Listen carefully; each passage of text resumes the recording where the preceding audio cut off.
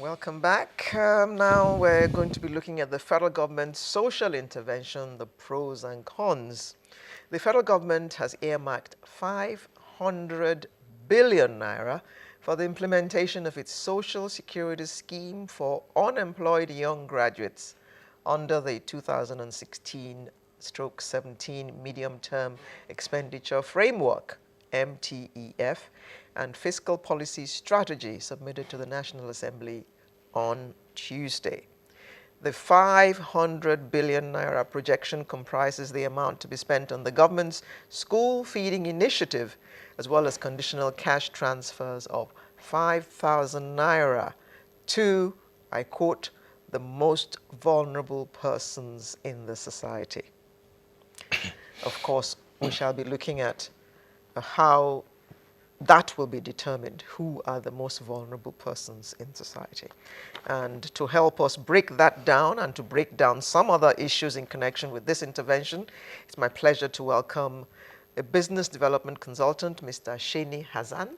Thank you. Good morning. And Mr. Ken Okolugo, who is a former commissioner at Desopatek Delta State and is also a political analyst, is with us in our studio here in Lagos. Good Thank morning. you very much. It's always my pleasure. Okay, I don't think Abuja is ready for us yet.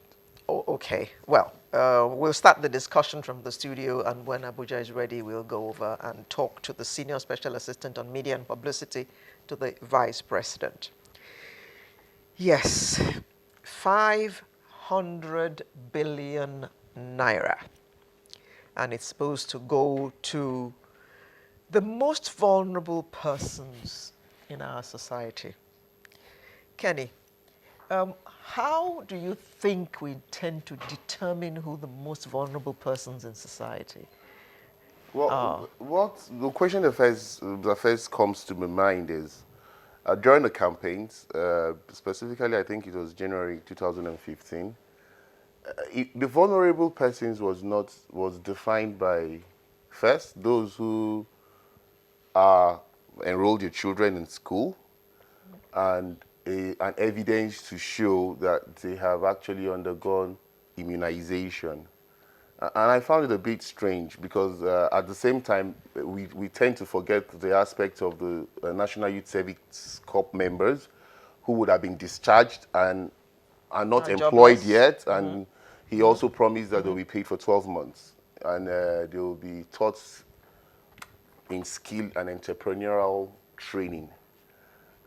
And, you know, taking the two together, how do you determine vulnerable Nigerians? If you use that as a yardstick, I think that is not enough. I mean, because if I'm unemployed and I have just been discharged from NYSC, and you say you're going to pay so and so amount, there are also those who finish from the NC program who are not allowed to serve. Do you understand? How do you provide for such people? It is obvious that at the time the APC government made this promise, they did not put their acts together. They did not have a program for the implementation. Because when you're implementing this kind of program, you're going to talk about database. If you look at American society, the Social Security system was an act that came in 1935. And it was clearly focused on initially because of the Great Depression that was resulted as a result of the war. But by the time they amended in 1939, they included the dependent children and the spouses. And it was done yearly on a database. Even as at then that they were not even computer literate, they was able to raise a database. There are the pros and cons, like you said. But if you don't determine the vulnerable Nigerians, the Minister of Information said the vulnerable Nigerians are not the undergraduates or the unemployed. Let us put it that way. If you term the unemployed as not vulnerable, so who are the vulnerable Nigerians? The youths that are, we say, the idle man is the devil's workshop. We know by the time you put 5,000 naira in their pocket, it's not up to the minimum salary funds that we expect them to earn. But it also helps in deviating them from vices that they would have found themselves in, and it will also stimulate the economy because there will be demand. The man that does not have 5,000 naira, by the time he gets 5,000 naira, he'll be able to do purchase. And by the time he purchases, those small and medium scale businesses we're talking of that we're trying to grow would also grow.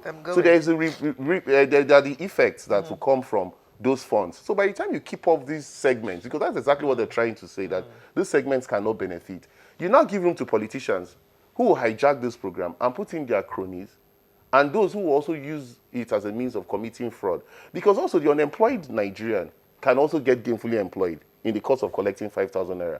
What are the measures you have put in place to also check that? So I don't think it looks very fluid as far as I'm concerned, in terms of they're not able to define that term vulnerable Nigerians. Because the only term they defined it with, which I'm holding on to, is those who can enroll their children in school and show evidence of the fact that their children have been immunized. That was all the criteria that was used for the campaign. Mr. Hassan, I think Abuja is almost ready, but when they're ready, they'll let us know. Let me ask you this question. Besides defining who's a vulnerable Nigerian, how is this program different from other poverty alleviation programs that we've had go on back and forth? Essentially, I think I will consider this more of an inclusive growth policy. Now, Nigeria has always been dependent on oil. And from my own analysis of this whole program, I consider it as one of those key strategies to actually move Nigeria away from oil to soil. How would giving out 5,000 to... I'm not talking about just the giving of money. I'm talking about the entire program. Because don't forget this, you have to look at a program or a strategy from an end-to-end perspective. But if you just pick out a subset of it and you are hitting on that. Okay, let me just come in there. We have in our Abuja studios the Senior Special Assistant on Media and Publicity, the Vice President, Mr. Laulu Akonde. Thank you for joining us. Yeah, thank you, my brother. We will come back to you in a moment because we're looking at the social welfare program. But Mr. Hassan was talking about the entire program and how it's different from other programs that have been before now. Now, because when you think about it, the largest spender in the economy is the federal government itself. However, when you look at this program, one, as a way of moving Nigeria away from oil to soil. Now, what this does is that, number one, it has to include both equipping and empowering the unemployed graduates by essentially making sure that some of them have access to resources that can help them, rather than looking for jobs, they can actually become job creators themselves. And in executing this strategy, I think an organization like SMIDAN is probably going to play a major role. Now, why do I say that? I'm currently involved in leading a program by the CBN, which is the Entrepreneurship Development Centers program that was started by the previous administration. Now, you come across people who have graduated, but they didn't have a job. But after a 12-week program, many of those people have not only become entrepreneurs, but we have data that show that for every person we trained through the EDC program, they've been able to actually add 3 other employees to their businesses. Okay, so far, how many entrepreneurs would you say have been trained? Through the SSEDC program, we've actually trained about 7,000, will be entrepreneurs in the last 2 years. And are they entrepreneurs now? Exactly. How Absolutely. many of them are entrepreneurs? How many of those 7,000? I think, if I may ask you this, who is an entrepreneur? An entrepreneur is a risk taker, somebody who has an idea and step out to turn their ideas into viable business. Because we're really trying to buy time, so you've trained 7,000 and those ones have added 3. Exactly. So that's, you're talking about 28,000 people already employed from this program. Exactly. Okay, Mr. Akonde, the question I asked Mr. Hassan had to do with the difference between this social welfare scheme that the government's looking at and other poverty alleviation programs that there have been. What's making this one different? Okay, I know that you have asked me a question, but your voice is very faint. Can you please speak louder?